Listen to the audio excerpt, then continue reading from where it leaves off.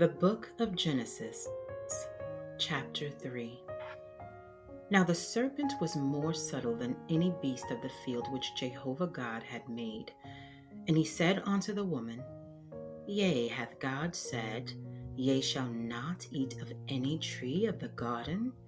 And the woman said unto the serpent, Of the fruit of the trees of the garden we may eat, but of the fruit of the tree which is in the midst of the garden, God hath said, Ye shall not eat of it, neither shall ye touch it, lest ye die. And the serpent said unto the woman, Ye shall not surely die, for God doth know that in the day ye eat thereof, then your eyes shall be opened, and ye shall be as God, knowing good and evil. And when the woman saw that the tree was good for food, and that it was a delight to the eyes, and that the tree was to be desired to make one wise, she took of the fruit thereof, and did eat. And she gave also unto her husband with her, and he did eat. And the eyes of them both were opened, and they knew that they were naked. And they sewed fig leaves together, and made themselves aprons. And they heard the voice of Jehovah God walking in the garden in the cool of the day. And the man and his wife hid themselves from the presence of Jehovah God amongst the trees of the garden. And Jehovah God called unto the man and said unto him, Where art thou? And he said, I heard thy voice in the garden, and I was afraid because I was naked, and I hid myself. And he said, Who told thee that thou wast naked? Hast thou eaten of the tree whereof I commanded thee that thou shouldest not eat?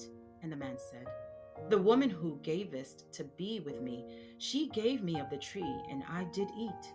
And Jehovah God said unto the woman, What is this thou hast done? And the woman said, The serpent beguiled me, and I did eat. And Jehovah God said unto the serpent, Because thou hast done this, cursed art thou above all cattle, and above every beast of the field. Upon thy belly shalt thou go, and dust shalt thou eat all the days of thy life. And I will put enmity between thee and the woman, and between thy seed and her seed. He shall bruise thy head, and thou shalt bruise his heel. Unto the woman he said, I will greatly multiply thy pain and thy conception.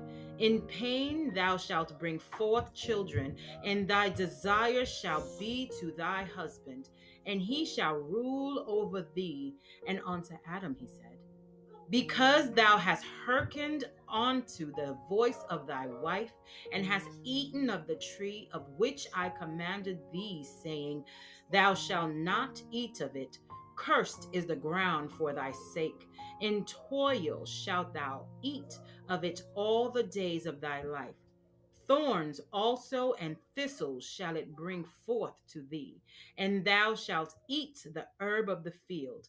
In the sweat of thy face shalt thou eat bread till thou return unto the ground. For out of it wast thou taken, and for dust thou art, and unto dust thou shalt return. And the man called his wife's name Eve, because she was the mother of all living. And Jehovah God made for Adam and his wife coats of skins and clothed them. And Jehovah God said, Behold, the man is become as one of us, to know good and evil. And now, lest he put forth his hand, and take also of the tree of life, and eat, and live forever. Therefore Jehovah God sent him forth from the Garden of Eden to till the ground from whence he was taken. So he drove out the man, and he placed at the east of the Garden of Eden the cherubim, and the flame of a sword which turned every way, to keep the way of the tree of life. The word of God.